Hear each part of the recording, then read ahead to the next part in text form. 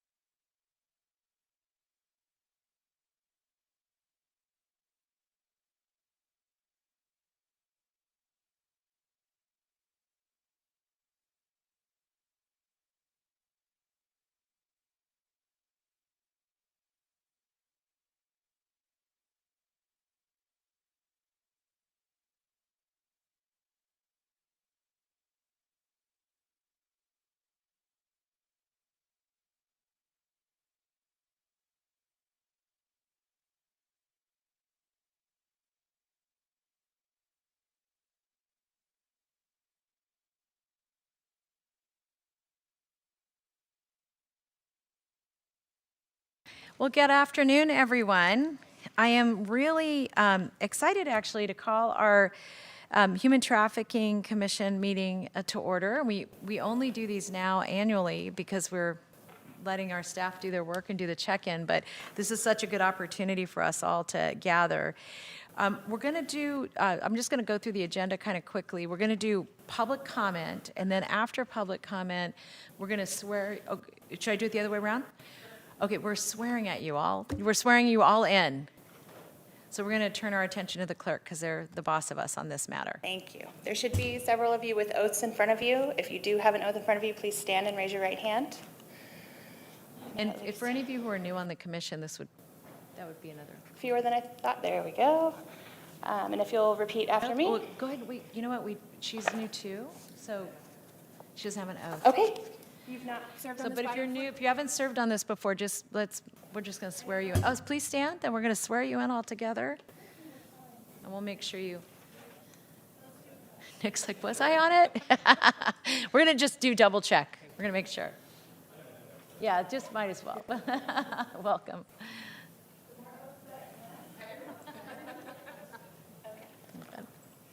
All right. If you'll please stand and raise your right hand, repeat after me. Feel free to read along. I state your name. Do solemnly swear or affirm that I will support and defend the Constitution of the United States and the Constitution of the State of California against all enemies, foreign and domestic, that I will bear true faith and allegiance to the Constitution of the United States and the Constitution of the State of California, and that I take this obligation freely without any mental reservation or purpose of evasion, and that I will well and faithfully discharge the duties that I am about to enter. Thank you very much. Welcome and congratulations. We're glad you're going to be helping us. All right. So now, because we're going to do the roll, right? All right.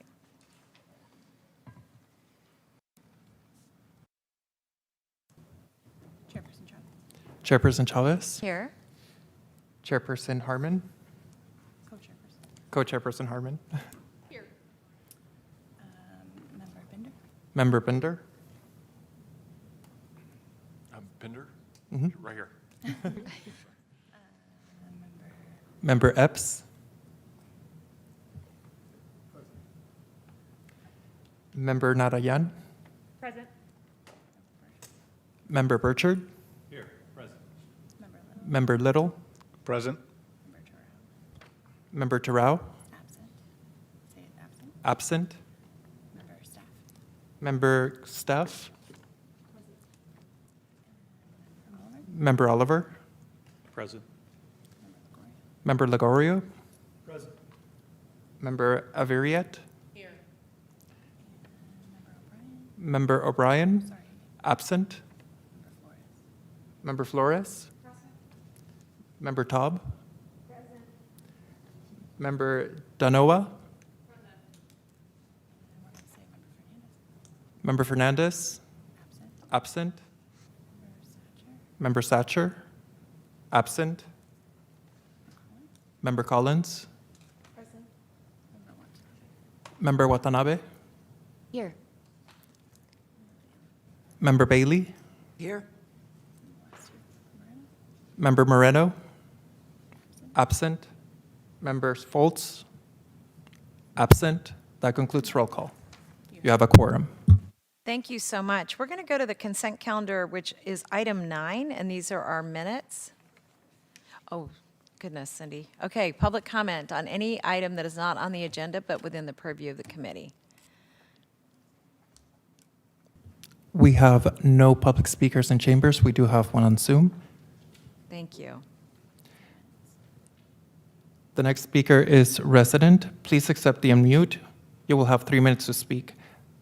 I am unmuting you. Yes, hello, good afternoon. I'm really hoping that this committee can address not just sex trafficking or human trafficking that occurs on the street, but there is a lot of sex trafficking and human trafficking that occurs through the legal system. And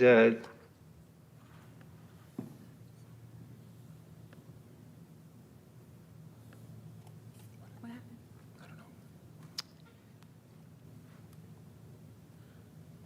Oops, hit unmute.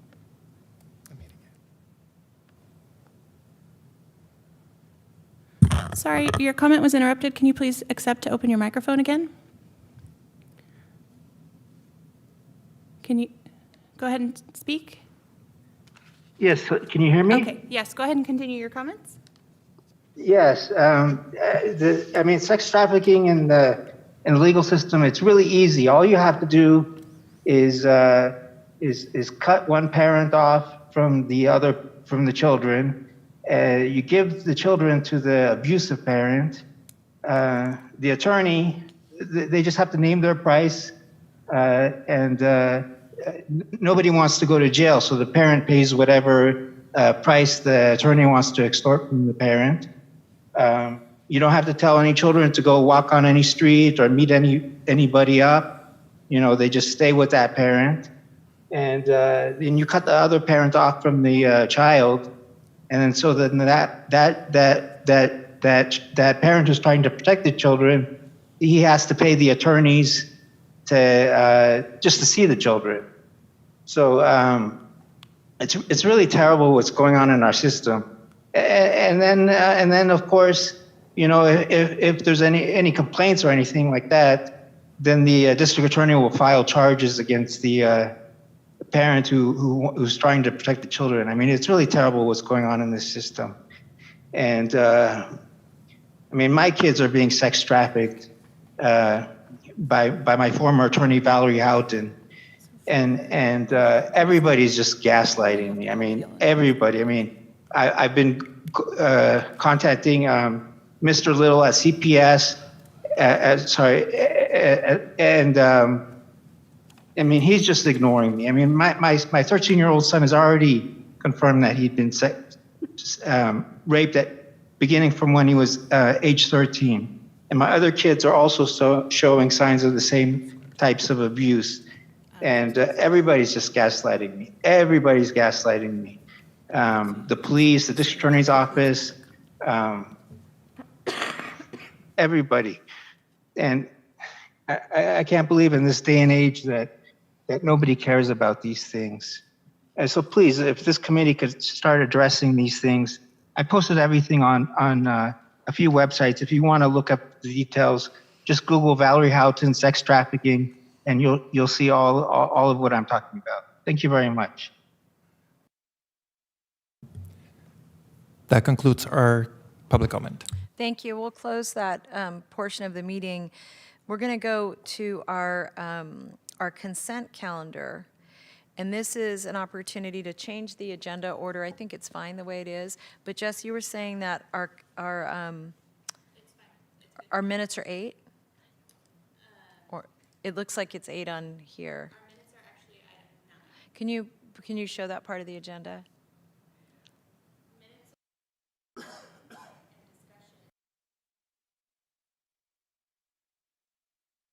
Okay. There was an administrative error. Someone might have printed materials that had these items in the wrong order, but today officially, and it was officially noticed, item 8 is discussion, item 9 is minutes.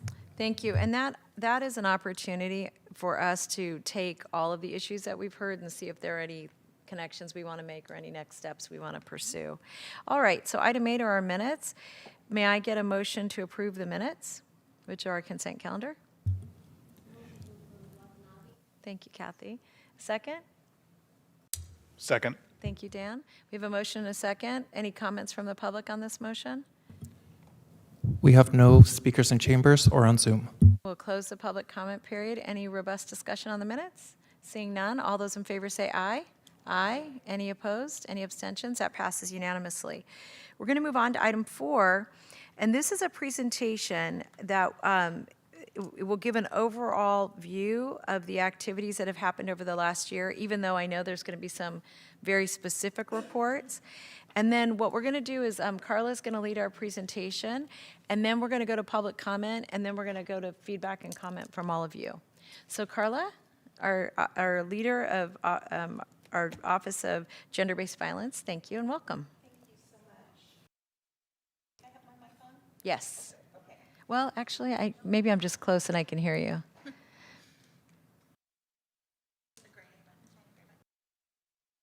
How about now? Better? Yes, thank Okay. you. I'm going to try and share my screen next, and Now you're just being fancy. I know. Here we go. Okay. So thank you, Madam Chair and fellow commissioners. It really is an honor to kick off the presentation for our meeting today.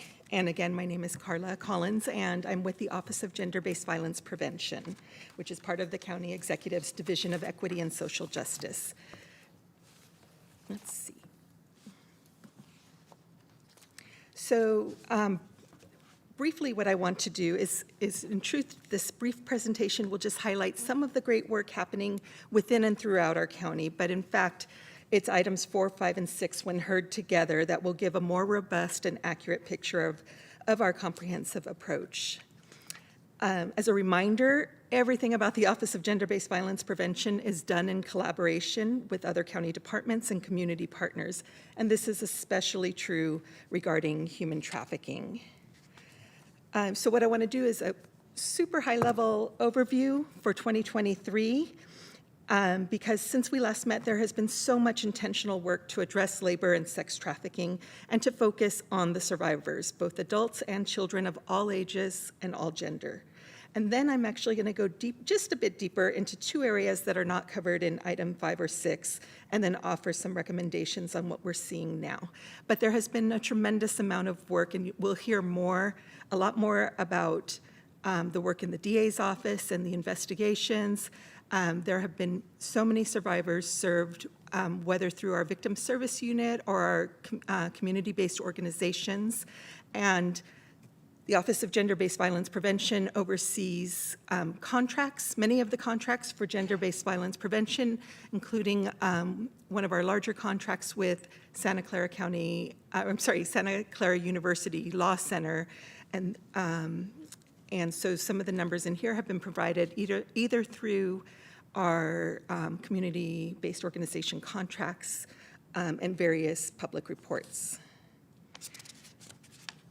But first, let's look at training, because this has been an area that we've really actually struggled with as a community to give a proper assessment and gaps analysis, mostly because so many of the people who have been doing the trainings and are working on this are incredibly overstretched and without the extra bandwidth to go into the analysis part. So we've known that we needed dedicated support, and we were able to secure that support through our office by bringing the amazing Ruth Silvertobe to help us, a fellow commissioner. She is also here and can answer any questions, any more specific questions around training. But as you can see on this slide and the next, she has really made all the difference for us in capturing the tremendous amount of work that's happening. And in fact, the assessment that we wanted to conduct in 2020 is now complete. And it's guiding the way the trainings are moving forward. We know that we especially need training for patrol officers, for interpreters, for community partners who are all doing first response work. But training is actually one of the areas of great hope. And in fact, last year we had not only the assessment completed, but started with over 15 trainings that were done for various community groups, guided by their requests for what they need to know to better identify and then to better serve survivors that they're likely seeing in their community. The other that I'd like to highlight are our pilots for economic self-sufficiency for human trafficking survivors. So our office has just wrapped up one and is in the very first year of another, and both we believe will offer a blueprint to best move forward. The first one was targeting youth and went up to ages 14 to 24. And the second one is targeting adults ages 25 and older. So one of the problems that we're addressing here is that the U.S. has really failed to build the infrastructure necessary to support survivors long-term. And so we're left locally trying to expand systems of support both before and after those moments of peak crisis. And with any survivor of gender-based violence, not just human trafficking, we have to start by asking them, what do you need? Often that answer is cash and stable employment.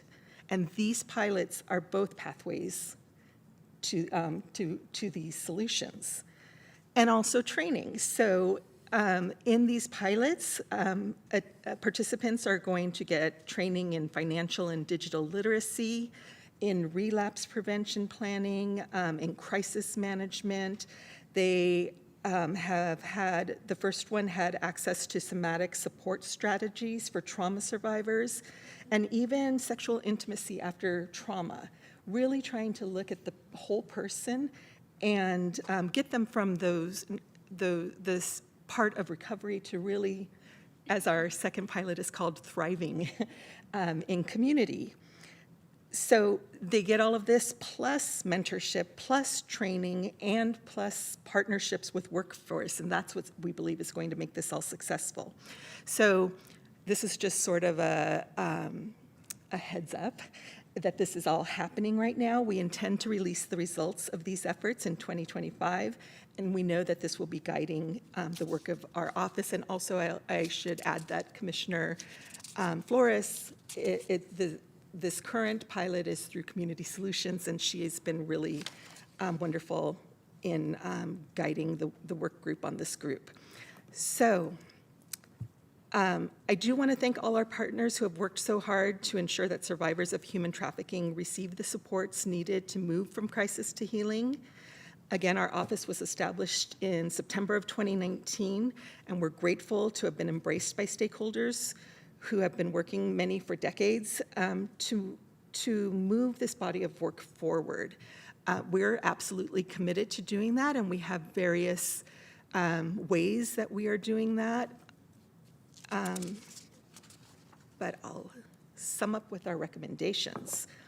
So in terms of recommendations, this was one from last year, actually. We know that a high percentage of survivors enter healthcare systems, particularly through our emergency rooms, and that these are important spaces to connect folks to resources. So we are continuing work on this approach to working the healthcare system into many of the really great protocols that already exist, and where they're not a part of it, they need to be. As you'll hear in the next few reports, it's really important to have a focus on particular populations, and we want to continue that, including the need of LGBTQ, plus male-identified, disabled, and younger victims and survivors of human trafficking in the work that we do. Of course, we are also really excited for the economic empowerment pilots that we have and need to continue to examine the outcomes of these so that they can become part of the way that we are doing business moving forward. And lastly, as we heard with the trainings for human trafficking, we've really finally got that base level now, and we're excited about where this will be going. So if you have any questions about the economic empowerment pieces or the trainings or any of this, not only am I here, but I'm going to put Commissioner Flores and Commissioner Silvertop on the spot. We can all answer questions for you around that. But that's the end of this presentation, and thank you so much for this time. Thank you. I'm going to first see if there are any public comments on this item. We don't have any speakers on Chambers. We do have a speaker on Zoom. Thank you. We'll take that public speaker. The next speaker is resident. Please accept this on mute. You will have 2 minutes to speak. The timer will begin when you begin speaking. Hi, I mean, I agree with a lot of these recommendations for helping survivors and with money and counseling and things of that nature. But one thing we really need to focus on is conducting evaluations when a child has reported being sexually abused. I mean, the youngest was just 2 years old, and Mr. Little and the rest of the Department of Child and Family Services, they're refusing to conduct an evaluation. And I understand you want to protect the attorneys, you don't want to get them in trouble, but we really have to put the children before everyone else. The children come first, and that's what we need to do in this county, and that's not what we're doing. If there's somebody on this committee or somebody present at this meeting that can help my children, please let me know. I'm at my wit's end. There's nobody willing to do a thing, except recently I was contacted by Supervisor Lee's, one of his assistants, and I'm not sure if she's going to be able to get anything done. But if there's somebody here at this meeting or on this committee that can help me with my children, Supervisor Chavez has my contact information. I'm sure she'd be willing to provide it to you. If you can help me, please ask her for my contact information. My name is Ben, and I really hope that you guys can help me, because, I mean, that's what taxpayers and citizens expect, that children come first and they should always be protected, and that's just not happening in this county. And I've spoken to other parents, and it's happening to other people. And this is just completely unacceptable. Okay, thank you very much. That concludes public comment. Thank you so much. We're going to now move to the committee, and I do want to see if Perla or Ruth want to add anything to the.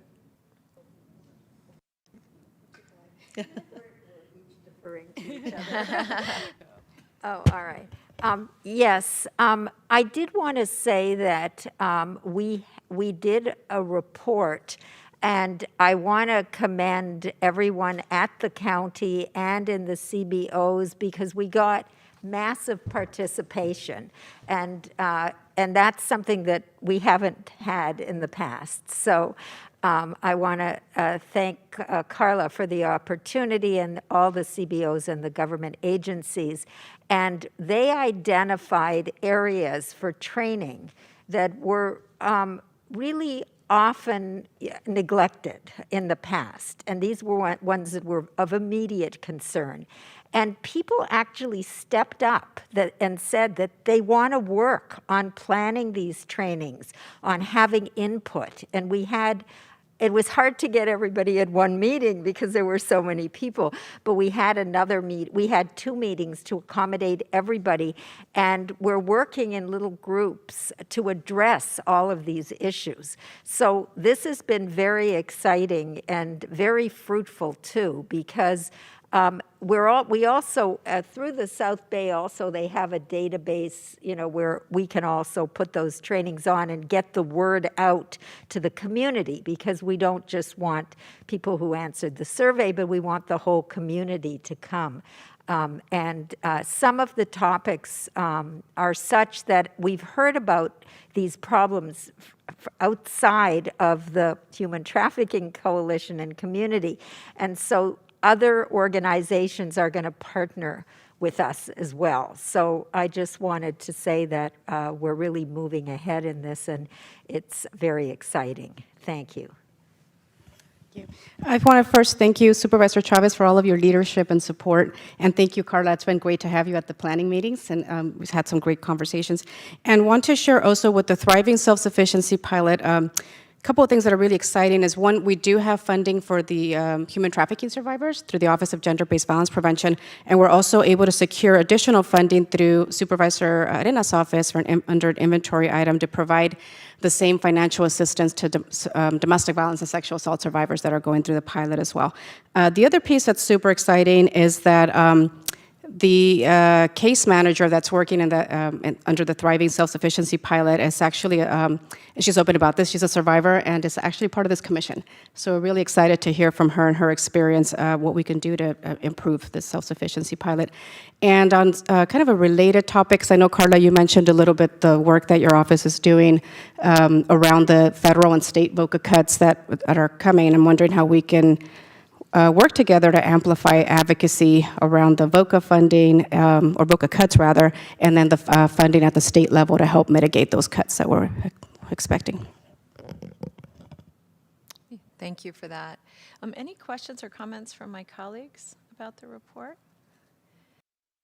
No, I just want to make one, and that is that I do think, both as it relates to VOCA and then even the steps that we've made relative to overall funding for this service, we need to, I would just say, take a little bit of stock of where we are right now so that we, even during budget cuts, are not sliding backwards, especially because these are some of our newer programs. So, when the Human Trafficking Task Force was very first formed, at that time, as a county, we were spending less than $1 million a year on services for victims of human trafficking. And frankly, we weren't doing a lot of that for victims of domestic violence and victims of sexual assault.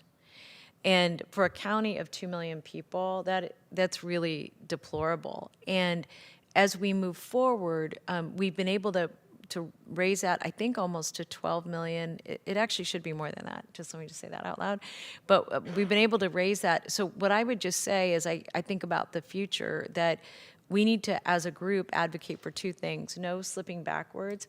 And this will be particularly difficult as it relates to VOCA, because what it actually will mean is that not only do we need to do advocacy at the county and the state level, the federal and state level, but it may mean that we're going to have to look for resources at a local level. And just to make this observation, the state of California, for its rape crisis centers, spends how much a year per center? Do you remember? It's like $1. $2 per survivor. So $2 per survivor is what the state's allotting right now. And what that is a reflection of, to me, frankly, is something even that I think happened at the county, which is, in some areas, we easily understand our biases and prejudices, and when we're discriminating. I think as it relates to gender equity, we are still a society that may not even notice that we're doing it. But to be frank with you, spending $1 million or less in a county that is this thoughtful, this progressive, that fought to keep its healthcare system open, that's doing all it can on reentry, that we're addressing drugs in a different way, but we're still not addressing women in a different way because these are the primary victims, and children, tells me that out loud we're going to have to continue to be really, really rigorous in terms of protecting how far we've moved, and frankly, to continue to grow. Even while there may be other areas in the county that are stagnant, because the because we were so far behind in the way we treated this work that we're still behind. Like, we're not where we need to be. And just to restate that, $2 per victim from the state. And so the county is already leaning in to fill that void. But really, really, if the state of California isn't recognizing this kind of trauma, we have a different issue that we're still dealing with. And so, we'll be reaching out to you as we go through this budget process to ask for your help and your voice, because frankly, irrespective of whether or not the county is stepping in, the state of California really should. And it's not just about the money, it's really about how we're addressing rape culture and all of those other things that are just so critical to the future of the valley. So I want to say thank you to all of you for the incredible work you're doing, and that you'll be called upon to make some noise. And I'll just say too, I so appreciate the number of women that have stepped up, but I'm really pleased at how many men are helping us lead this effort, because the more we care about each other, the bigger the law changes are going to be than just one group kind of screaming in the wind over that. And then lastly, on the what I'd like to just recommend is, after we hear the presentations, that we come back to the recommendations and discuss them under item 8, because it may make more sense to kind of package that discussion together. Is that all right with everyone as a way to proceed? Okay, excellent. Okay, so thank you for that. We don't need to take any action because it's a report. We're going to move to item 5. And Sharon, I think this is all you, and if I'm right. And this is a report from the South Bay Coalition to End Human Trafficking. And I'm just excited to hear all that you've accomplished and emerging trends, and then your recommendations. Welcome. Thank you, Supervisor Chavez. So I'm Sharon Deneau, the Director for the South Bay Coalition to End Human Trafficking. I'm going to give a little bit of a snapshot, different accomplishments from this past year, trends that we're seeing, and then needs and recommendations.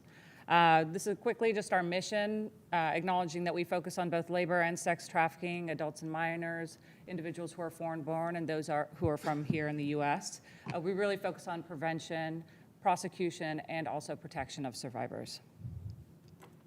It was our 20th anniversary, so that's a pretty major accomplishment. It makes us one of the oldest coalitions in the state. We're very unique in that we have maintained nonprofit status through our fiscal agent, so we really have been able to work very closely with survivor leaders, with a lot of advocacy service providers, and maintain a strong voice. It also is a really big reflection on the commitment to partnership from the county, certainly in terms of funding, but really active partnership in terms of the projects, the outreach that we do, our ability to increase access. We have strong partnerships with the DA's office and San Jose PD. Certainly a number of agencies that are up here, our service providers, our legal service providers. So our 20th anniversary was a big luncheon in September, a really great celebration for the work that's happened over 20 years. We have an annual report, so I'm just going to very quickly go over some of the numbers, but I encourage you to look at our annual report where you'll see more of a breakdown of actual individuals identified and clients served. We get different pictures of trends when we look at data either from our service providers or legal service providers. Here's a snapshot from our advocacy service providers, which includes Community Solutions, the YWCA, Golden Gate Silicon Valley, and AKI. There was about 380 clients served. That's a slight decrease from last year of 397. 59% of these clients were minors or transitional age youth who were suspected or confirmed for sexual exploitation. So that's pretty significant to note. 83% were female, 51% were Latino, 13% white, and 12% Black, which we just, we've noted before the disproportionate impact on the Black community, and I want to note it again because our Santa Clara County population is just 3%. 5% of clients served were Asian, 4% multiracial, 1% Filipino, 1% Native American. Nearly 80% spoke English, about 20% Spanish, and then there were a number of other languages as well, Tagalog, Cantonese. 1.8% were other languages. 77% sex trafficking. So the other interesting note is that we've been increasingly, our service providers have been looking at intersections with domestic violence and sexual assault. So there were 51 cases where there was human trafficking and domestic violence identified, 37 where sexual assault and human trafficking were identified, but that relies on disclosures, so I just want to note that that's likely a very conservative number. Our legal service providers, this is very interesting to see that the number almost doubled from last year. We did have one more agency submitting data this year. However, that is still a very significant increase for legal services.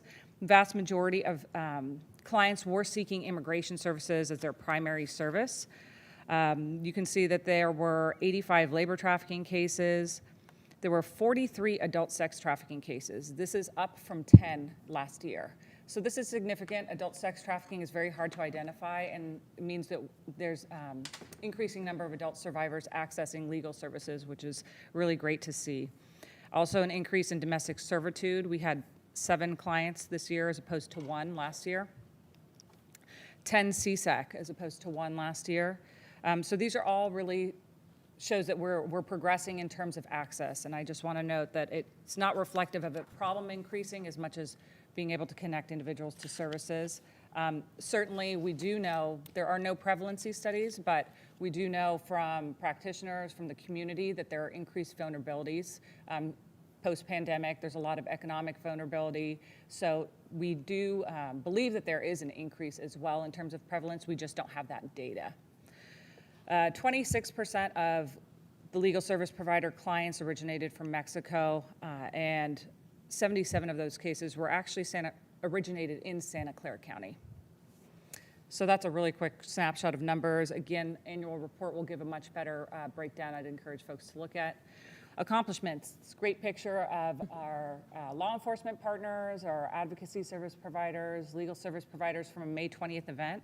We've done a really great job in multidisciplinary collaboration. I mean, that's really what we try to do all the time, but I'd say we're kind of at really a peak. This is the strongest that we have been in terms of law enforcement collaboration with service providers. You'll hear more about specific law enforcement collaboration from Patrick Vanier.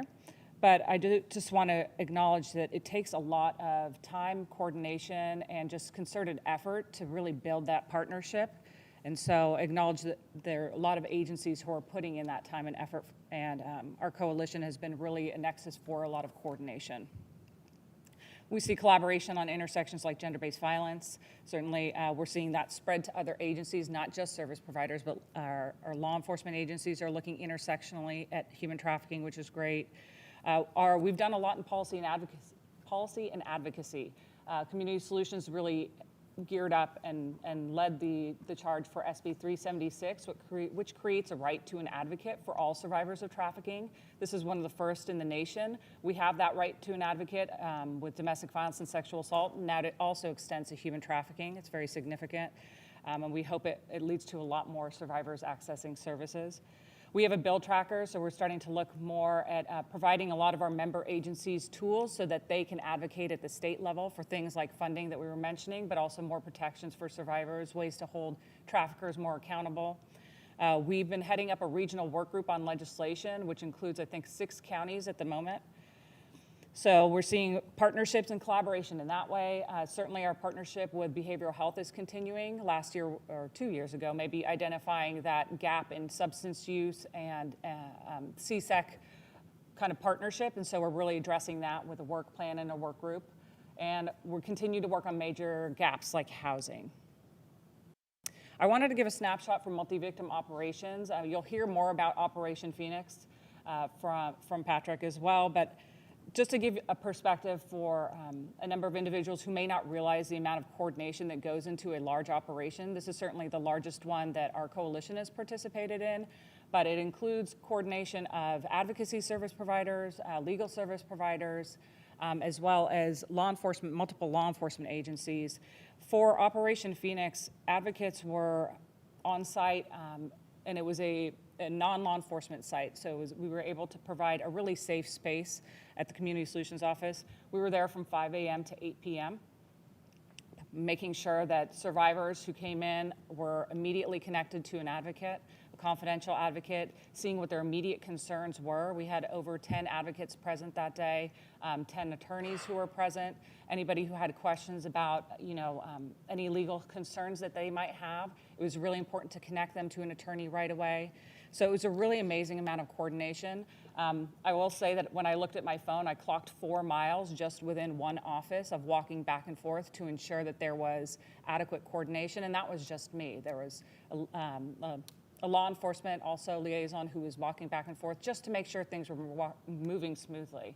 So this is really a testament to all the funding that has been provided, the support for partnership. When it actually plays out, you see really amazing access to services. It was the most survivor-centered operation that we've had to date over the course of 20 years.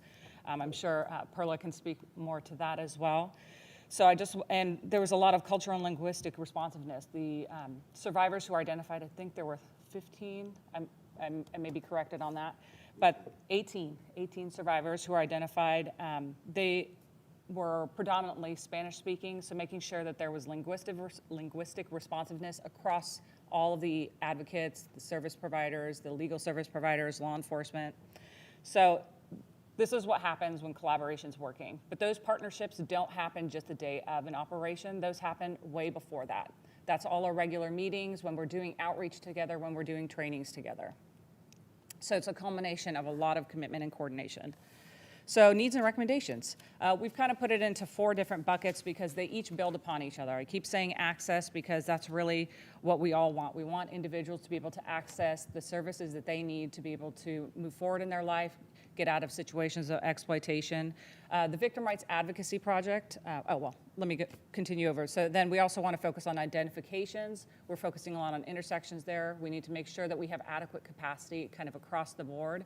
And then really starting to look more generally at prevention as our larger scope and larger view and vision of how we're approaching trafficking. So in terms of access, the Victim Rights Advocacy Project, which I think finished in 2021, and we have reports available in person, and we can send them to the clerk to post online. We heard directly from survivors there are still gaps in accessing help in terms of the immigration system, family law, criminal justice, and others as well. So we need to make sure that we are increasing access there. Certain demographics are still very much underrepresented. City of San Jose really highlighted the low reports from the API community. We've started doing work on that. There are billboards that are still in San Jose Airport in 6 languages. That was through the San Jose Police Department and a number of our service provider agencies. We know there are other communities that we still have to do a lot more work in increasing access. So the LGBTQ+ community, men and boys, youth, and then Native Americans are just a few. And I know that Carla mentioned individuals who are disabled, and so these are all groups that we still need to increase access to. I mentioned substance use before, so we need to increase our ability to provide substance use services to CSAC, and vice versa, individuals who are accessing substance use services, make sure they're being identified for additional services that they may need for gender-based violence. Identifications across intersections. I'm using the term intersections really kind of broadly as opposed to just focusing on gender-based violence, but we know there are a lot of risks to trafficking. So we've highlighted a few key places where we can certainly increase a lot more work. AB 1227 is still not implemented in most of our districts in Santa Clara County. This includes education on human trafficking, can be weaved into healthy relationships as well.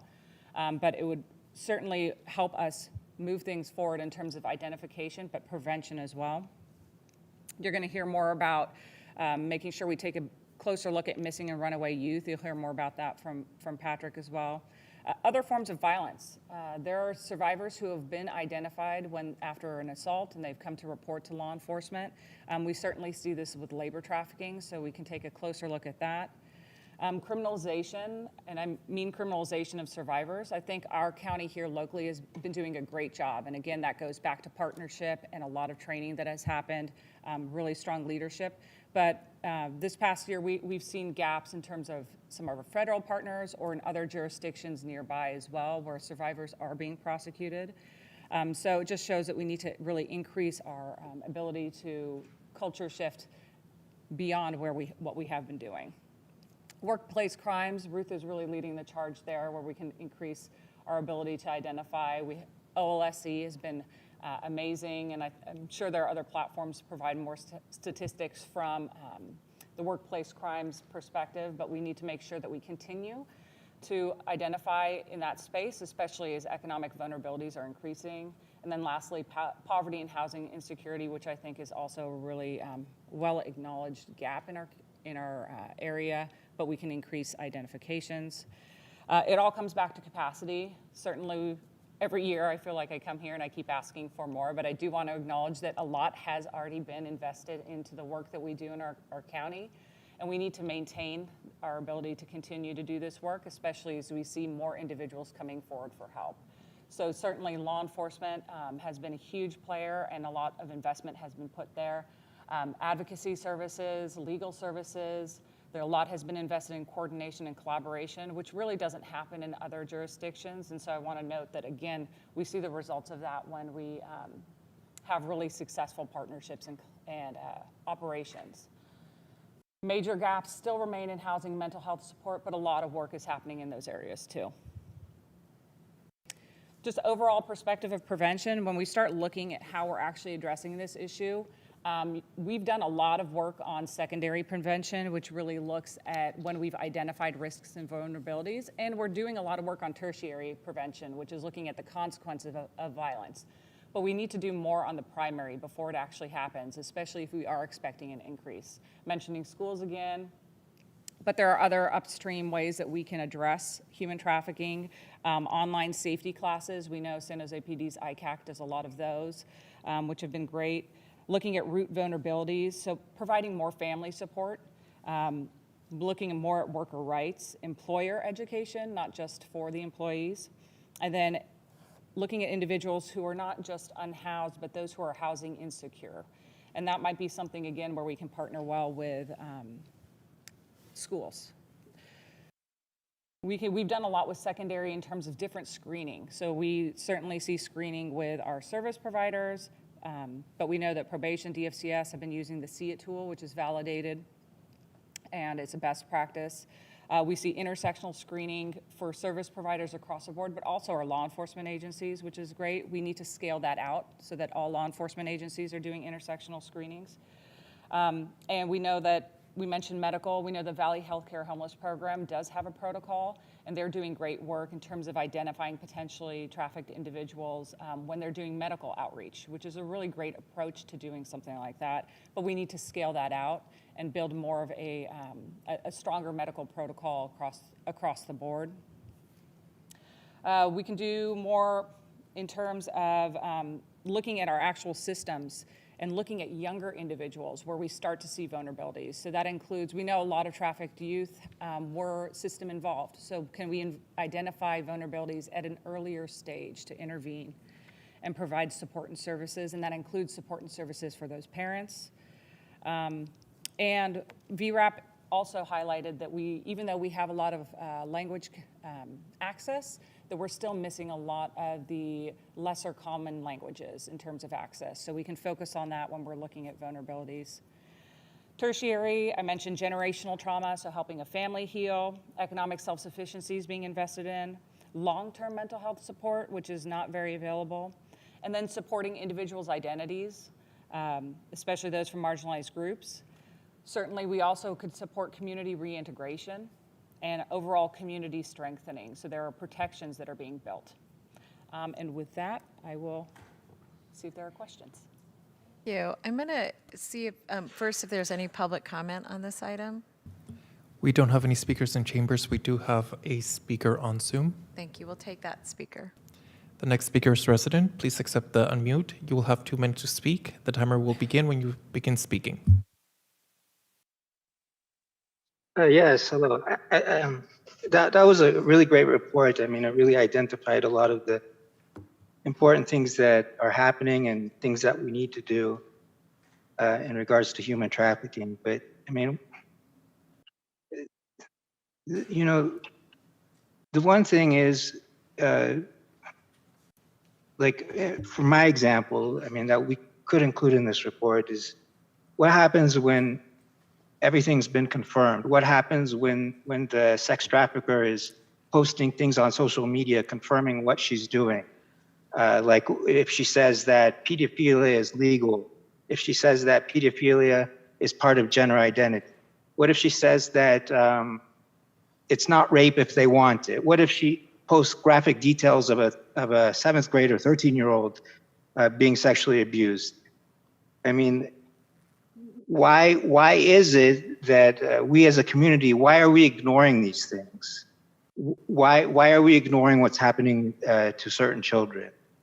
Why isn't it that all children are being protected? Why is it just some children in some circumstances that are being protected and their sexual abuse being addressed? I mean, what we're doing is we're moving back into a society that's like in the dark ages. That's what we're doing, where some kids we'll all turn our back to, and we'll let them be sexually abused, and we'll let them be sold for sex, and some kids will hold in a higher regard, and we'll go ahead and we'll do what's necessary. So I really hope that we can include things like this in this report, because it's really important, because a lot of kids are being ignored. Thank you. That concludes public comment. Thank you. We're going to close the public comment component. I'm going to see if any of my colleagues have questions or comments for the presenters. I'm gonna go ahead and have, since I don't see him, my thinking is that when Patrick, you present, and then we can take all the recommendations together. Is that okay with everyone? Because I do think they overlap a bit. And Patrick, I'm going to turn it over to you. And this moves us to item, I think it's 6. Yes, item 6. Thank you.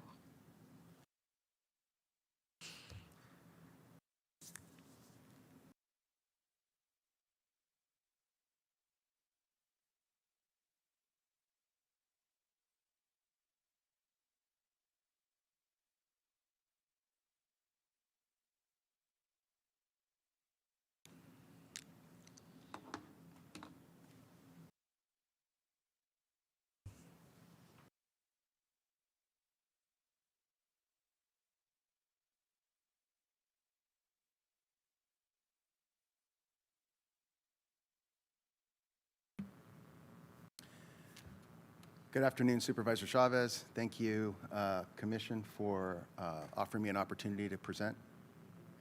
Is it on? All right.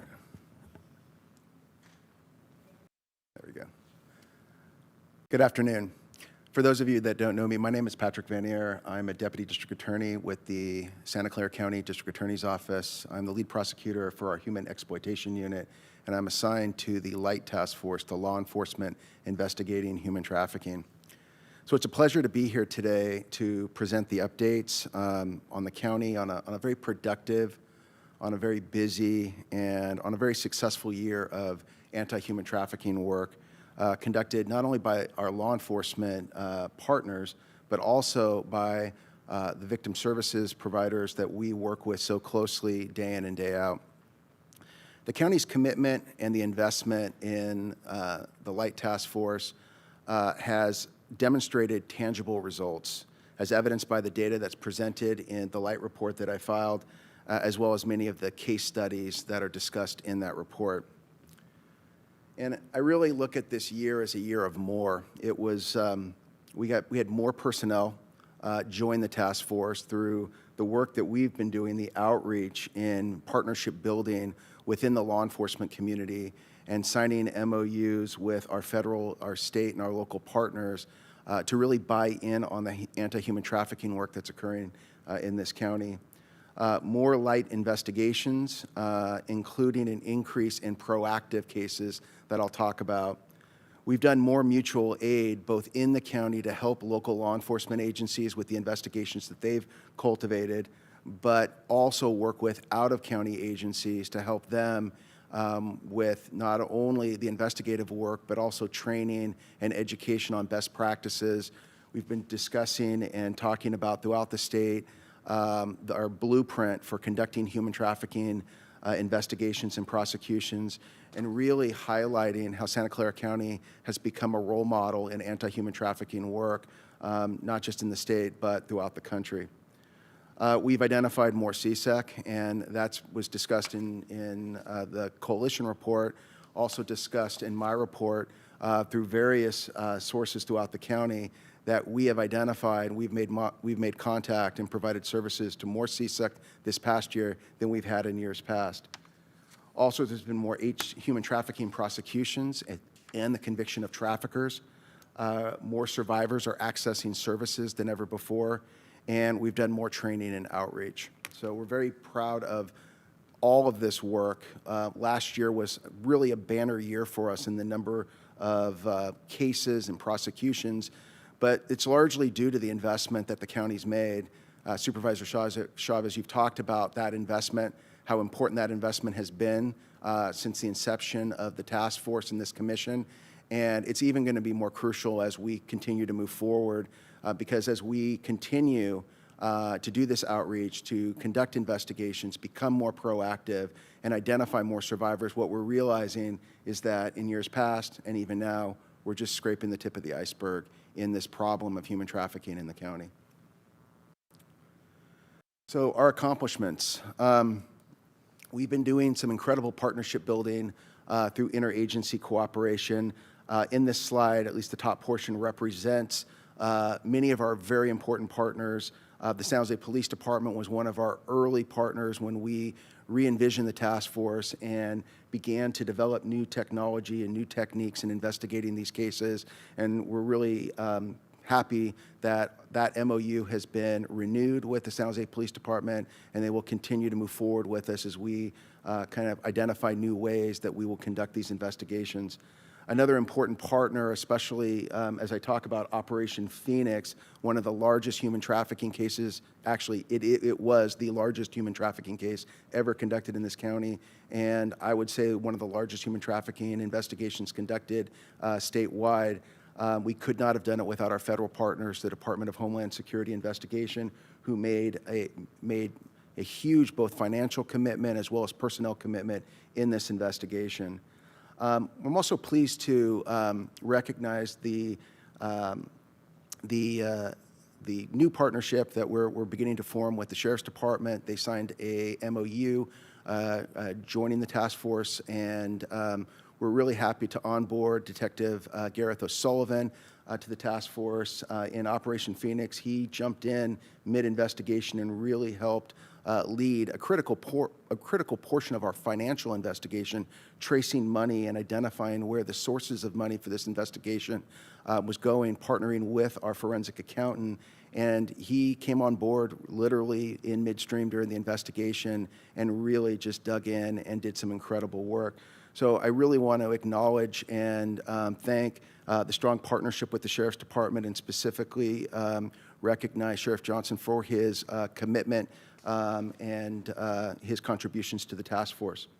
We've also formalized partnerships and MOUs with other agencies as well, and where we don't have formalized MOUs, we have letters of support for the task force, where we have commitments where certain agencies like the Department of State Diplomatic Security Service has dedicated personnel that are coming in on an as-needed basis and help us with data analytics to better understand some of the cases that we're investigating and trends on cases, so we can more efficiently use our resources and apply those resources in areas that we identify that there's a critical need.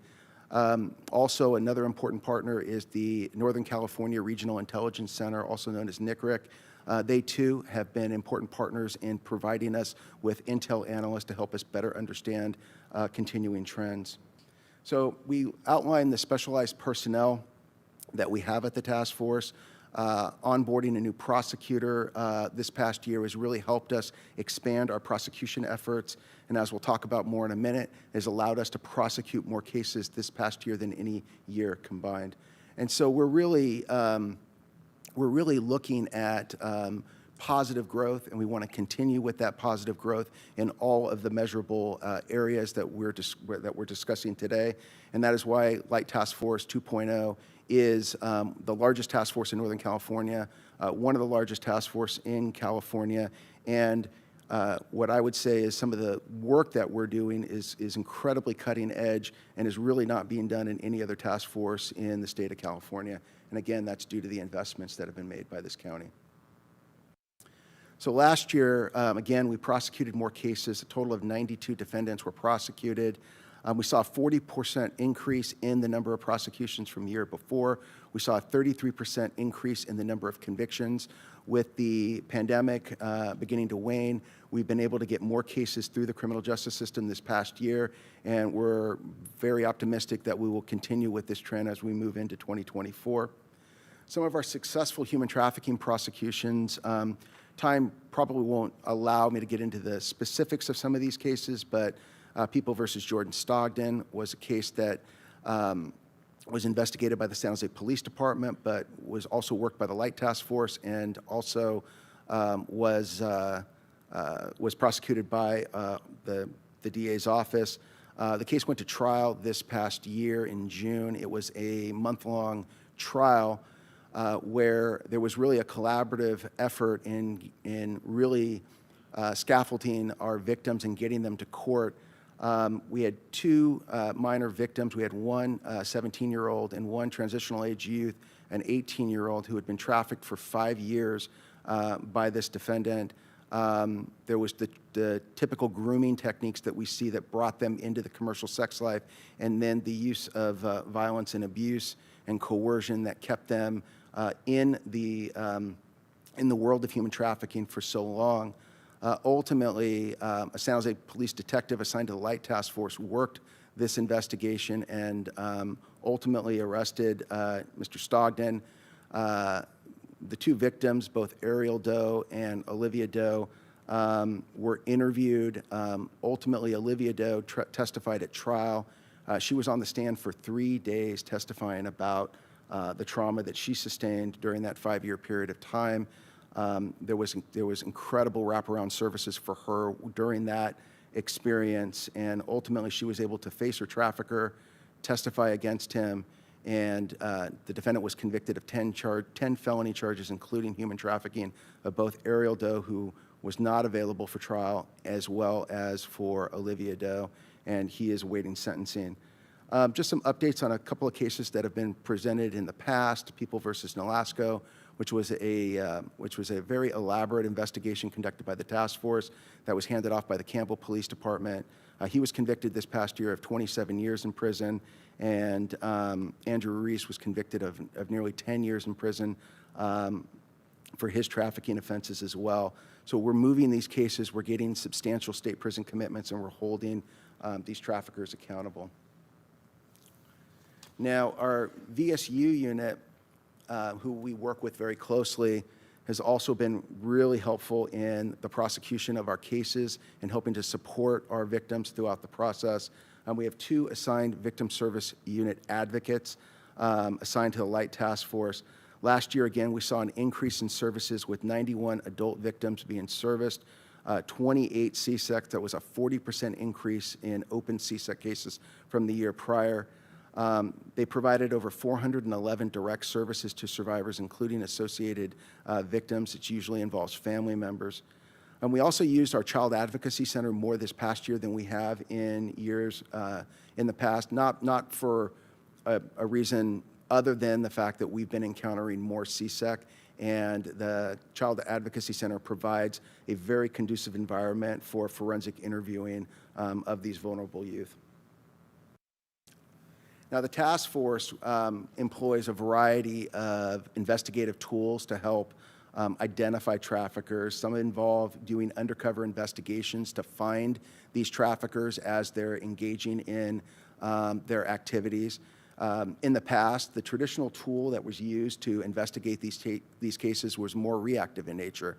The police would wait, and we would get referrals or tips. 911 calls would be made. But as we began to kind of identify the trends and be able to see where trafficking is occurring in the county, it made more sense that we would begin to use more proactive tools. And conducting undercover investigations, having officers pose as victims in a variety of settings, has allowed us to really target these traffickers and conduct more less resource-intensive investigations, but also identifying these traffickers and building strong cases with the evidence. We've also done long-term investigations on traffickers at local schools. We did a case last year that's highlighted in our report, People versus Rodrigo Villa. that involved a trafficker that was bringing in CSEC to a unpermitted adult strip club. And it was from that investigation, identifying that the victims in the case were minors, that the investigation revealed that the trafficker was using the minors to go to school and find additional victims. And so 2 local high schools here in Santa Clara County were identified. We worked with school personnel to identify additional victims in the case, and Mr. Villa was ultimately arrested, and he's currently being prosecuted. We've also been building out the use of intersectional screening tools. This was a technique that the San Jose Police Department first employed, where they put together a questionnaire for domestic violence investigations and sexual assault investigations that would give us any indicators or red flags as to whether human trafficking is occurring in those sexual assault cases or in those domestic violence cases. We've expanded the use of intersectional screening tools and been handing those questionnaires off to other local law enforcement agencies with tremendous success. One case that's highlighted in the Light Task Force memorandum is the Jamal Potts case.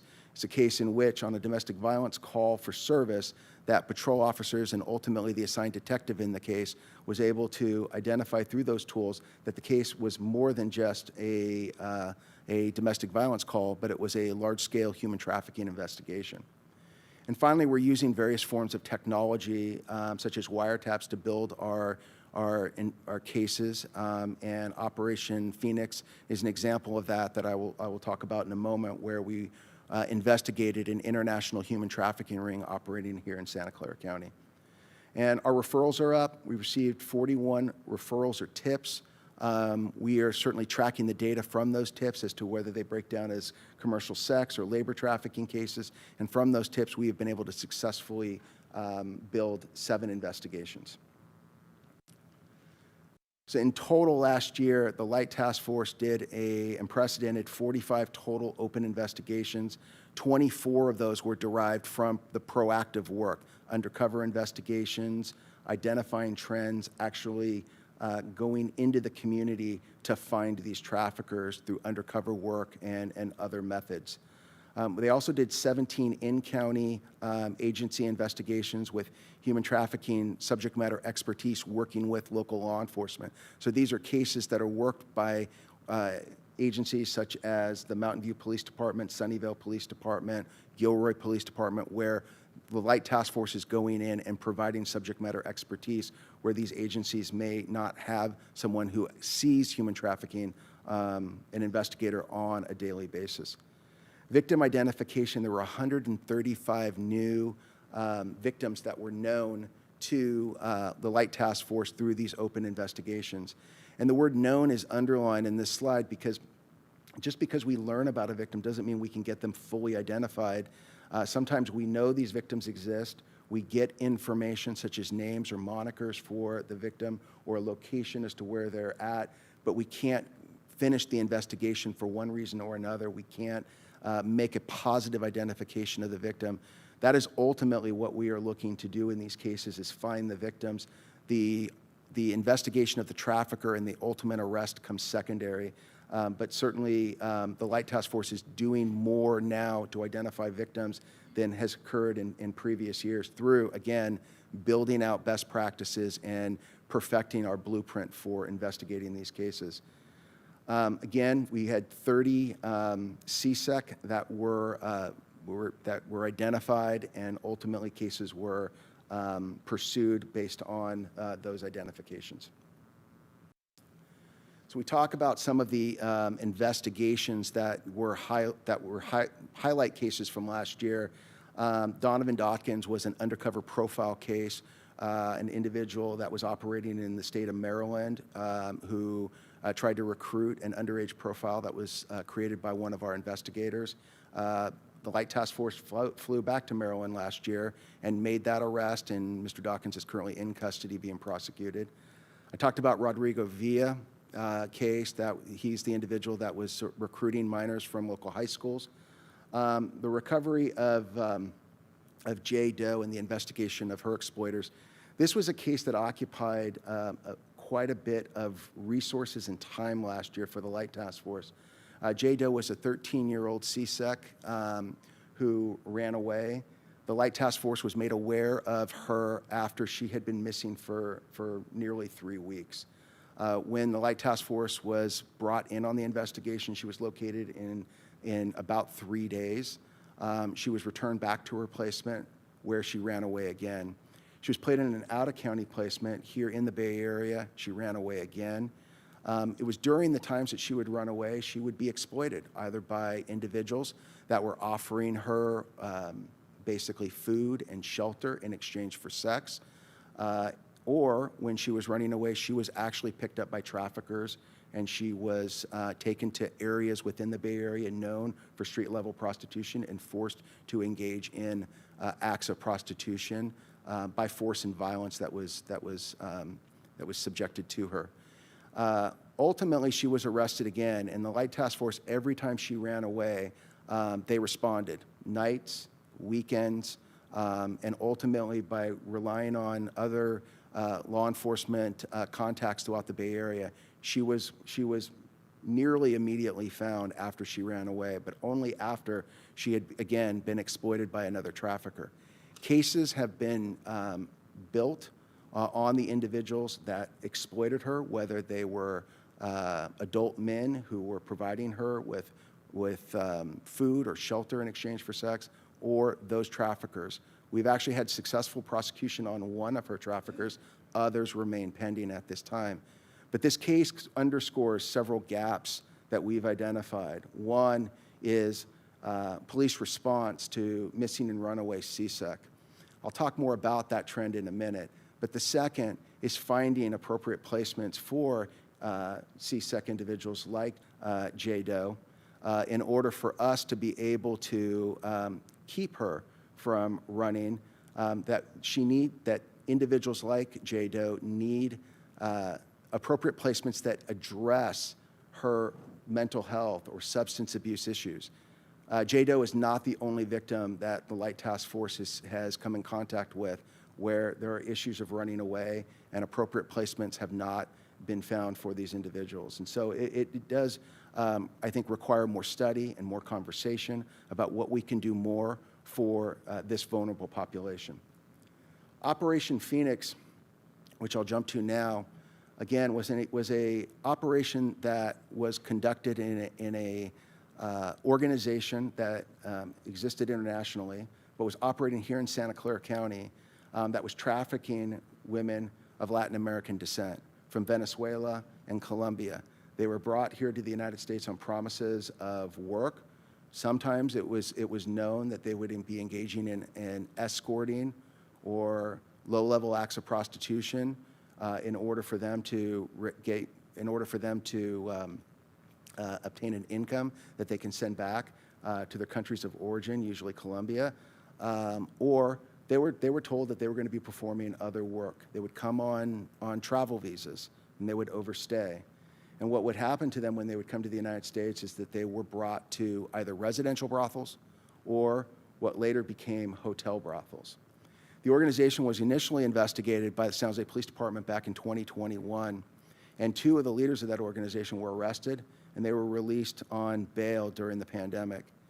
The leaders of this organization, they went right back to work, and they changed their operation from residential brothels to hotel brothels using approximately 10 hotels throughout the Bay Area, and they would rotate their victims throughout these hotels. They ran a series of dispatch phones that they communicated with customers. And during the investigation, there was at least 12 dispatch phones that were identified that were used by customers to set up dates and to relay information to the sex buyers of what hotels they can go to. The organization also operated in Spanish language newspapers, as well as on online commercial sex platforms, and later they developed their own website where they showed photographs of the women that they were marketing and that they were selling for sex. During this investigation was first, the Light Task Force became involved in this investigation, I should say, during the investigation of Rodrigo Villa, when in that bar, a phone number was provided to one of the undercover officers when asked where can he find sex, and a dispatch number was provided. It was from there that the investigation was built, and the case intersected off of the previous investigation done by the San Jose Police Department. Nearly 2 years later, the investigation resulted in a wiretap after the leaders of the organization were identified, and resources were brought in by the federal government where we could begin to tap their phones, listen to their conversations, and build a robust case that we could take to court and prosecute. There were 15 individuals that have been charged in this case. 9 have been arrested. This case stretches from Santa Clara County all the way to Bogota, Colombia, for the individuals that have been involved in the case. The investigation is still ongoing. There were over 30 known victims that were identified. As Sharon mentioned, 18 of them were known. 18 of them were identified, contacted, recovered, and offered services. And I will say that the recovery center that was set up on the date the operation was taken down was logistically unprecedented for any operation that was done by the Light Task Force, partnering with our victim service providers. And it was a tremendous success in the level of services that were offered to these victims. So it's really just, again, a testament to the incredible investment that this county has made in creating such a robust network of services and partnerships between law enforcement and the victim services side, and that growth needs to continue.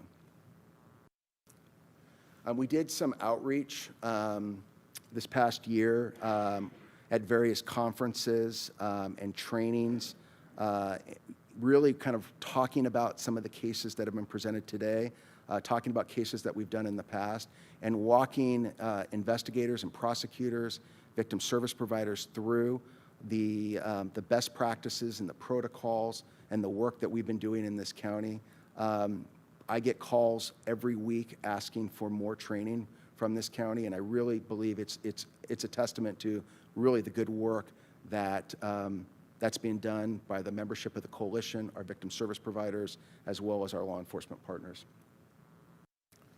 We've done some outreach and awareness. Sharon talked about the Alum Rock project that was done, event that was done in May of last year, where we went to Alum Rock community and the coalition and the Light Task Force, I think, helped put on just a tremendous event that day.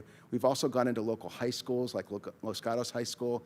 We did a graphic logo contest where we get to educate the high school about the work that's been done by law enforcement and have them provide some investment by designing logos that we may use for different events in the future. So it's just a tremendous opportunity for us to go out in the community and really share some of the work that we're doing. Emerging trends. As mentioned by Sharon, through juvenile probation and as well as through Department of Family, Children and Services, the Light Task Force, our victim service providers, as well as our victim services unit, there's been more CSEC identified this past year than has been identified in years past.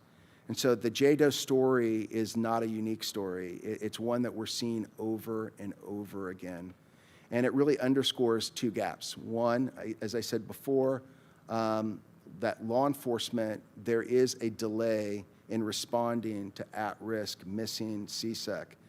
Typically, law enforcement agencies, they don't have a dedicated person to respond to these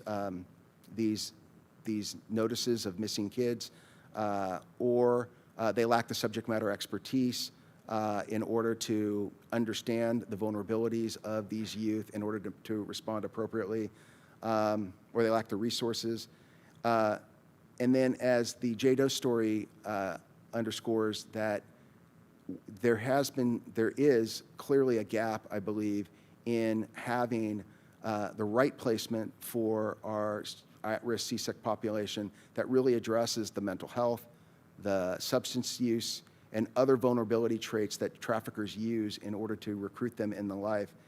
And the JDOS story, at least at this time, is progressing well through just tremendous advocacy that occurred at the highest levels of the district attorney's office, as well as at the Department of Family and Children Services. An out-of-county placement was found that really addresses her particular needs, her vulnerability characteristics, and takes her outside of an area where it makes it easy for her to run.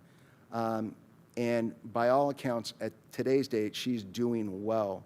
But that is just one story. And we know that there are other victims out there that, unfortunately, the gaps still remain. And so Light Task Force is going to be seeking funding for an after-hours emergency response to do what it can in order to be available for calls for service, for information regarding missing youth so that we can respond in the moment.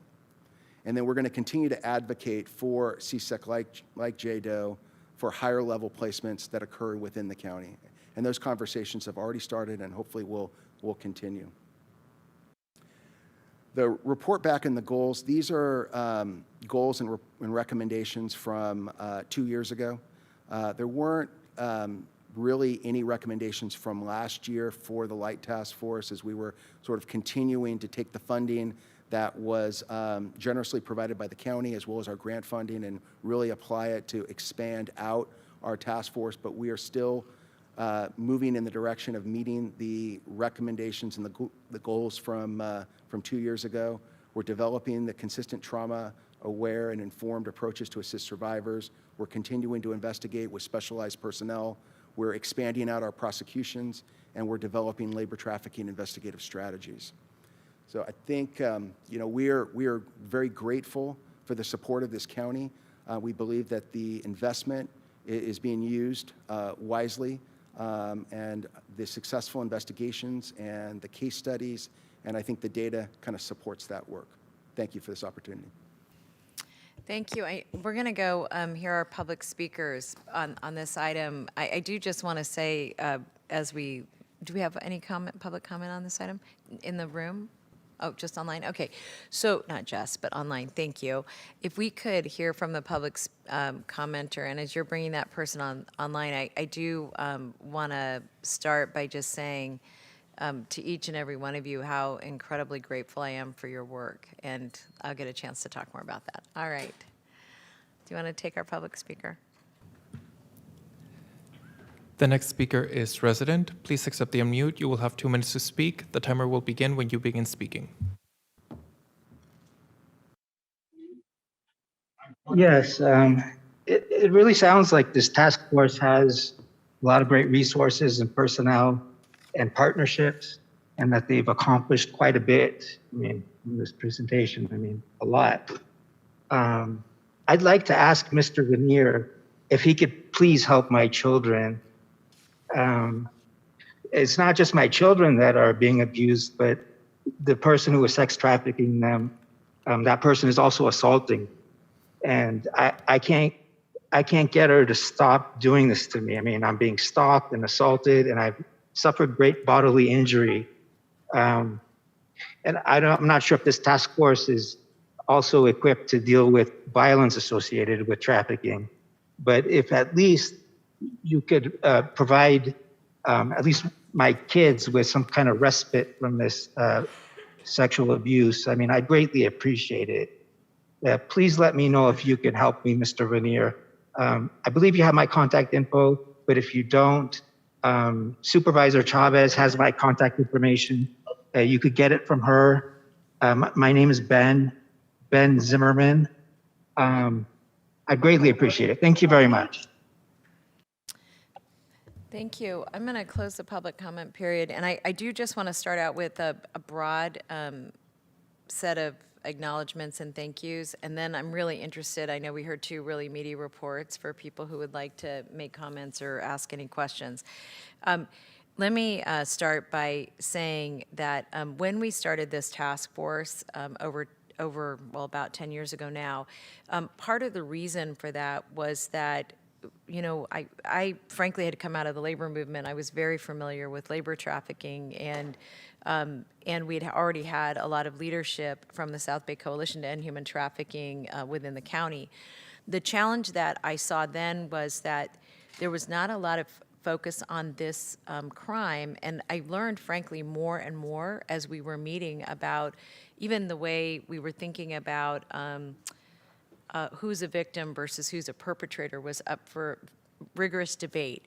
And I say that because as I'm thinking about all the work that's been accomplished to date, frankly, Carla having the Office of Gender-Based Violence, which we weren't even imagining then, Sharon, the deep level of relationship building that I frankly think is very core to more and more people reporting. I think building trust between our nonprofit partners and our public safety partners, changing cultures around how we think about prostitution. Perla, really helping me understand, and I think the county, what the opportunities really were for the nonprofit leadership to just lean in and play a much more, not just an advocate role, but providing services that would really help us understand how to get people on their feet. And Ruth really helping us explore how to use all the county levers, which is part of the reason we have the Office of Labor Standards. And, I'll just thank Senator Cortese, who's not here with us, because that was a lot of leadership from him. And then I want to acknowledge the DA's office and the Sheriff's office, because when we started the task force, and you all will remember, there was a lot of distrust, a lot of contention, who's in charge. I mean, I still remember it like it happened yesterday.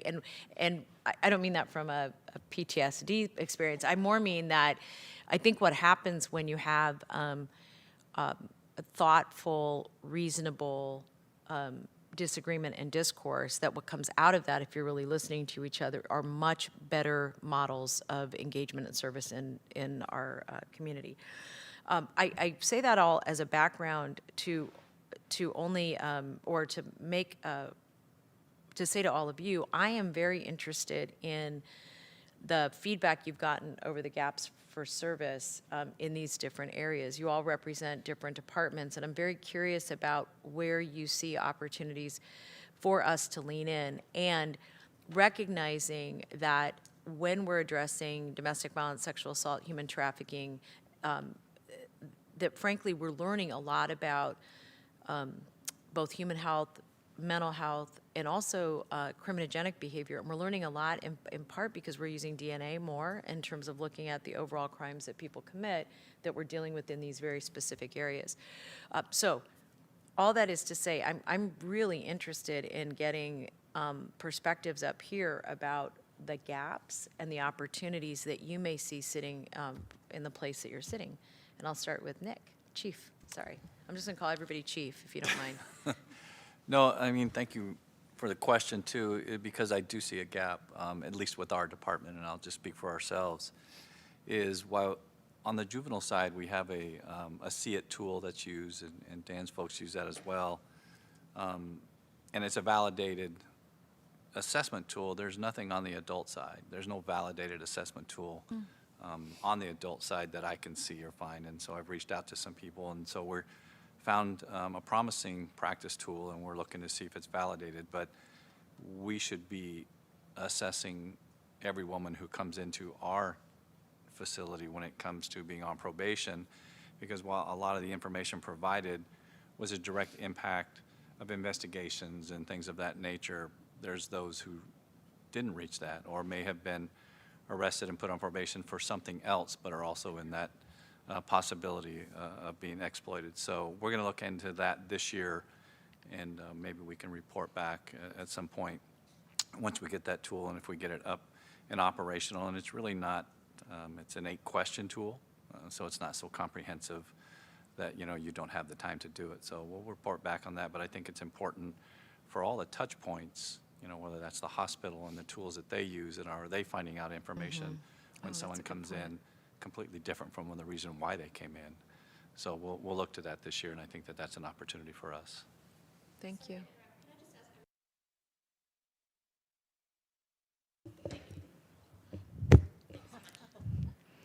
I'm going to go down the line here. Ruth? Thank you.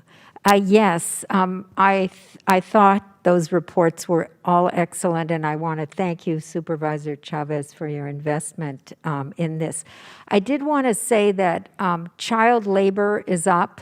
There's a big increase. I did an article on Spotlight on that, and it's pretty shocking. So I'm hoping that there'll be a focus on that as well.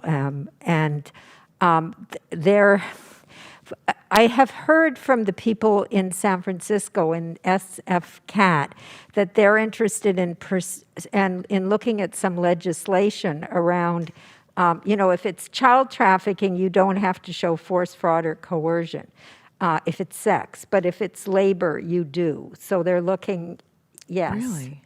For children. So they're interested in pursuing some kind of legislation and asked if we would partner with them. Second of all, I wanted to ask Mr. Veneer if the hotels know or should have known that there was trafficking, because under the federal TVPRA, you can do civil claims against them, and there's punitive, compensatory damages, and there's several people that would be interested in going against the hotels, and if we made it public, maybe it would chill, other hotels and make them more aware. I just don't know about that. And then I wanted to say something about having permanent coordination for the South Bay Coalition, because we worry every year about that funding, and we need the continuity, and we need, support for our coordinator or our director. Thank you. Patrick, do you want to respond to the, I think everybody agrees we need the coordination, and I don't have anybody here from the Just to the echo county that, exec, so we'll follow up with them on that. But go ahead, Patrick. yeah, to echo Ms. Silvertop's comments about coordination, much of the work, and certainly the coordination on Operation Phoenix on the victim side, could not have been done without coalition kind of input and bringing all of those community-based organizations together under one roof, and specifically Community Solutions offering up their facility and allowing both law enforcement as well as dozens of victim service providers to come into one location on one day to offer that type of robust service. So it is critically important that we keep the funding for the coalition moving forward with our coordinator and our director, as well as our assistant director, to keep the coalition funded long term. And then to answer your question regarding the hotels, I think, without making any definitive statements, I would say that the evidence did support that many of those hotels knew what was happening and continue to let it happen, not just by this one organization, but other traffickers to go into some of these hotels as well and exploit their victims. Thank you. So I think one question I would just add, and what I'm going to ask is if we could get some information from the district attorney's office and county council on what we can do, because we also have the capacity to do impact litigation. And so some of, so I think the civil issues are really good, but it also has a cost to the public, and there might be an opportunity to leverage them for that, and I think that we should think about it. And by the way, as we know, this isn't just happening in hotels. So the other thing for us to think about are the folks who own private property that absolutely, even if they don't know, should have known. I think we can pursue that. So we'll add that to the to-do list. Yes, there was a case recently against 3 motels, one across from the law center, for $90 million. And those small motels that look like they're small, they're owned by these huge hotel chains. The other thing is that for Silvery Towers, there was some evidence that it was a subcontractor who trafficked, but that the contractor knew or should have known as well. But it was being, the lawsuit was under state law, and we don't have that provision. But we do have it in federal law, and it would be great cases for county council to pursue, perfect cases. Thank you. Perla, you had your hand up too. Thank you. Sorry. So I first want to start off by thanking Patrick and Sharon for your presentations and for all of your hard work. And I could say that, being with the coalition since 2003 and all the way to the time that we actually had funding to have a full-time coordinator, director, has made such a huge difference, because prior to that, everybody was doing what we could in our spare time as volunteers, and having a dedicated individual that can really focus time, energy, resources to capacity building, to collaboration building, has really brought our coalition to a level that has national recognition. So I just want to say it's just so important that we continue with that funding. And then back to your point, Supervisor Chavez, about what do we see as the gaps. I will share that through the Victim Rights Advocacy Project, that thanks to the Office of Gender-Based Violence Prevention, Community Solutions, and the South Bay Coalition to End Human Trafficking, we're able to implement this project. We actually have a summary of key findings and recommendations in that back table if folks want to take some.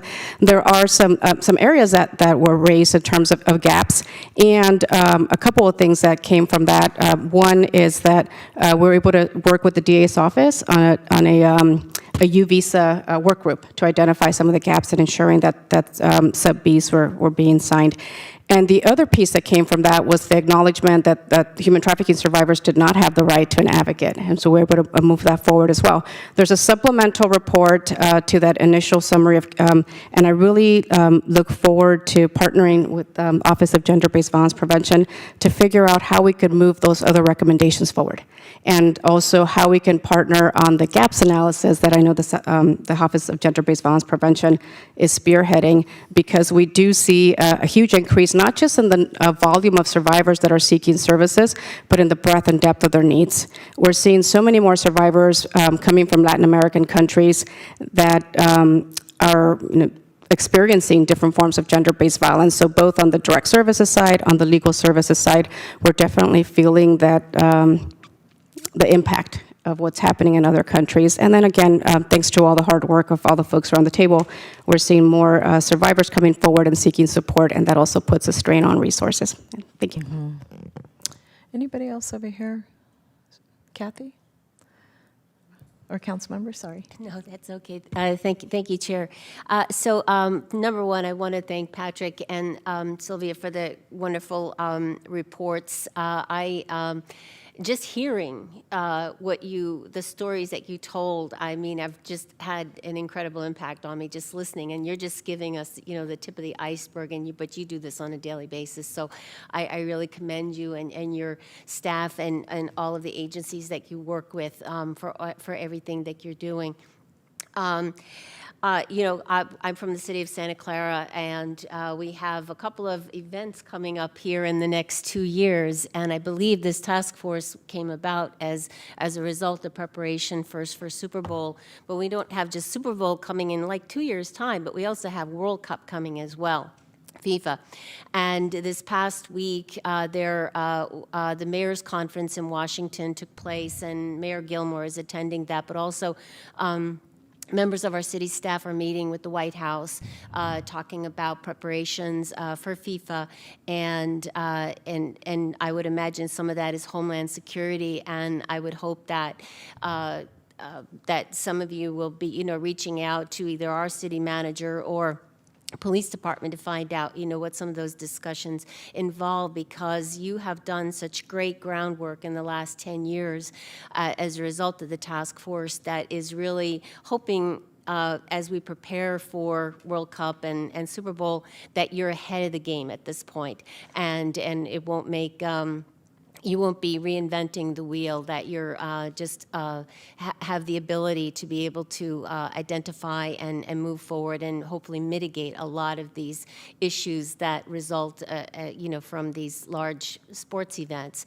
So I just want to, to really thank you for that, and hoping that moving forward, that the funding, whether or not it can come from Homeland Security, but also reaching out to our legislative officers and to advocate. I mean, I know there are going to be extensive budget cuts, and I know mental health is one of them that's being targeted, but at the same time, if we can just use our legislative abilities and advocates, and also our federal advocates. I know 2 years ago I was in Washington, and I was just amazed at how many groups are, up there on Capitol Hill, advocating for the things that are important to them. So, we just need to be able to make sure that we take advantage of those opportunities as well. And And whatever I can do, I think I've been on this task force from the very beginning or not too long after it started. And unfortunately, I think this is going to be my last year because I'm termed out this year.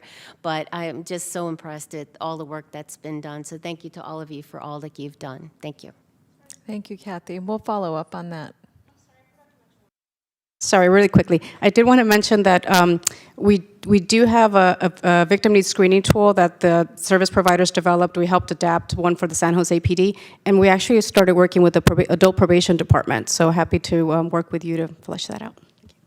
Thank you. And I just wanted to add one point. So I wanted to say thank you to Kathy, to you, and for the city of Santa Clara. You were actually one of the first people who said yes, and your city said yes to being a part of this, so thank you. I also just want to add that we're also going to have the Olympics, and I just want to remind people that human beings are moved around the country and around the globe. And so I think we're going to be hitting a kind of a peak problem period here, and it's something that we're going to have to dive into. I will also say that the coordinator for the kind of the region is somebody that I know is meeting with the county, and this I know too with the city of San Jose law enforcement, because I think they're beginning those discussions now, and BTA is also a part of those. So I'm going to turn this way. Dan? Yeah, thank you. And I think I had a couple, and one of them was highlighted in the last presentation, which is the placement component. And I think specifically local. I think there was a really good example where a placement was identified, but that youth had to be shipped or had to be sent outside of the county. So, really looking at what resources we need to have safe, appropriate, that can meet that emotional and therapeutic support required. And potentially looking at, what kind of models have been used elsewhere. I think the second component is for survivors, making sure that there's that connection to the resources such as CalWorks. CalWorks has a specific eligibility criteria. So making sure that we can look at, what the mechanism we have to support to connect and making sure that that's streamlined. And I'll just add one point to that. As we're experiencing, as the rest of the country is, folks that are coming across into the country, that both with Title 42 and that the high level of need and resources that are needed, I don't think we've fully grappled with what the implications of that are going to be. So I do want to say, as we're looking at housing and homelessness around emerging family homelessness, I think that's something that we need to take a look at as well. And I will just add that as we're taking a deep dive as a county into how we're supporting high-need foster families in general, but high need in particular, I think the point that Dan just raised about the appropriate placement, frankly, is an area that we may not all have agreement here on, and is something that is really worth us potentially, instead of just meeting next year, that we may actually want to do something a little.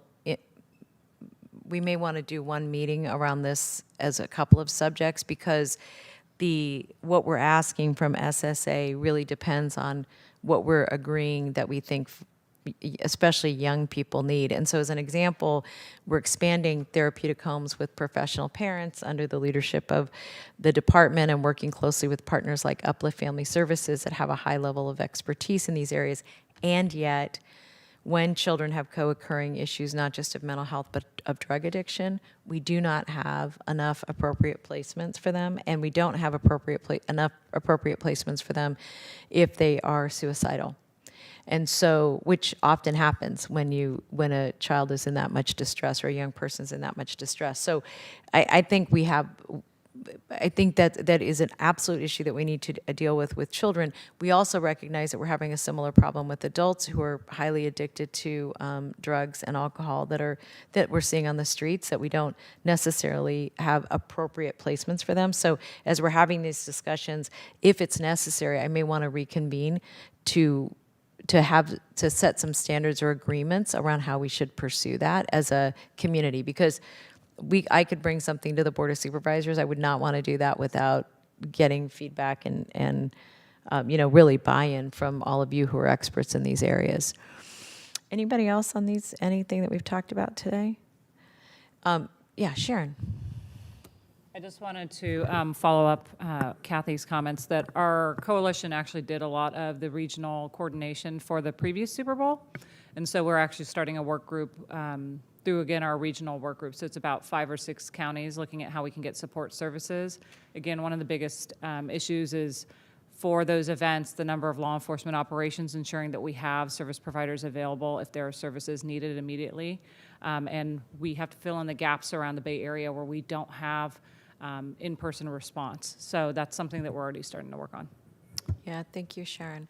So here's what I would like to recommend on these items. So we will, my office will take all of the recommendations that you've made and feedback you've given us. We will put a recommendation to the board together probably for the March timeframe. Kavita will remind me that it's a Brown Act violation, or Hannah, one of you, to send something out and then get everybody's feedback on it. But what we will do is send you an early draft. If you have thoughts or concerns or ideas, then you can individually send Jack a note, and Jack will coordinate that with all of you. So, because frankly, I would love your input before we bring forward recommendations, and I'd like to work with our presenters to figure out a way to make a presentation to the board. It'll be truncated, we get 2 minutes, but we'll figure out how to do that, and then let you all know when that comes to the board for feedback and action. So with that, we're going to go to item 7, and this is our legislative updates. And I see we have one representative, Tuan. You're here for our fearless leader, Assemblymember Kalra. Welcome.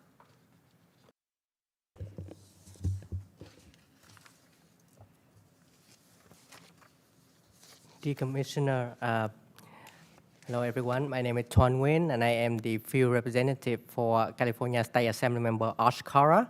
And I appreciate the opportunity today to report on our state's efforts to combat human trafficking at the Santa Clara County Human Trafficking Commission's annual meeting today on Assemblymember Kalra's behalf.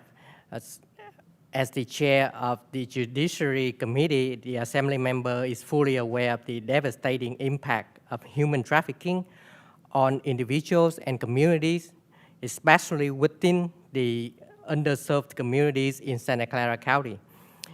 It is crucial that we safeguard the rights and dignity of victims affected by this crime and pursue justice against those responsible for such action. So the Assembly member is pleased to inform you about the successful passage of the Senate Bill 14, a new law that designates human trafficking of a minor for the purposes of a commercial sex act as a serious felony.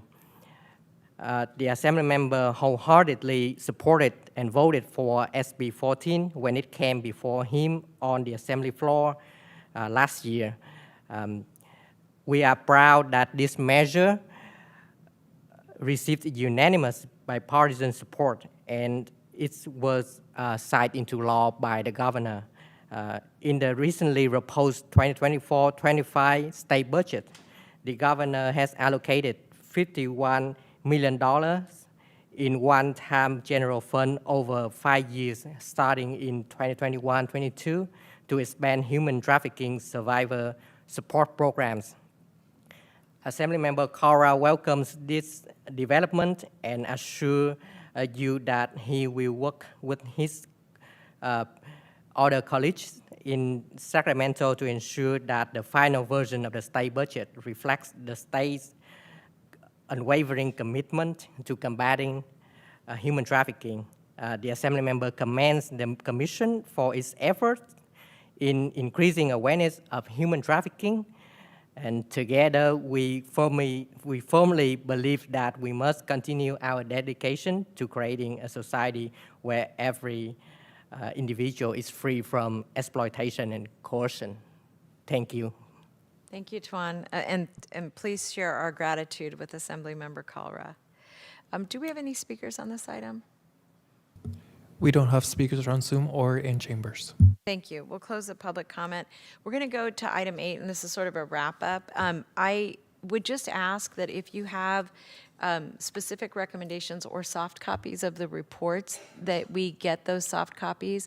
And if we could get them, any of your reports or anything, any of your own ideas that you think should be included in a summation to the board, if we could get them by a week from today, would be really helpful. And Jack will send out a note to all of you just to alert you, to that deadline. And part of the reason is we would want time to write something up, get your feedback on it, and then get it to the Board of Supervisors. Any comments, concerns, or questions about that as a direction? Any other comments just as I wrap up the meeting? So we normally meet in December. We weren't able to do that this year. I think we had a special hearing regarding our Children's Family Services, and so I think that put a little crimp in our ability to get everybody together. We will meet one more time in December, but like I said, I may reach out to you, and I'm sure Kavita will let me know what the bylaws say about this, but just if we need to make any recommendations that are significant policy recommendations, I would rather do that with all of your feedback. So we'll let you know. Hannah, am I allowed to do that, or are we only supposed to meet once a year? Good question. I think that, hi everyone, Mary Hannah Weir, Deputy County Counsel. And generally, I think we can double check your bylaws, but calling a special meeting typically is something that can be permitted as long as we coordinate with our office and the clerk of the board. Consider it coordination. All right, so we will, we'll get on that. I do just, I don't think we need comments on this last item because it's a wrap-up discussion. Is that right? Do we? Okay. Are there any public comments on this item? There are no public comments on Zoom or in chambers. All right, I'm going to close that part, and I really, really want to say thank you, especially Patrick, to you and your incredible team, and Sharon. So much of why we are where we are has been your incredible leadership and persistence, and really to all of you, the Ruth and Perla and Carla and others, just really, really deeply appreciate the leadership you played. And Sheriff Bender, if you wouldn't mind sharing with your team how excited we are that the coordination is deepening, because I will say for a while it was pretty tight and then not so tight, and so we're really excited to see the sheriff, the sheriff and the sheriff's office playing a leadership role. Absolutely, Supervisor, and we're really happy to be part of it and respect the leadership of the District Attorney's Office and just a great team all the way around. And to see so much of our law enforcement partners here, we appreciate you very, very much. You do incredible work. Well, thank you, everybody. We are adjourned, and I don't know when we'll meet again, but when we do, I'll look forward to seeing you. Be well, all.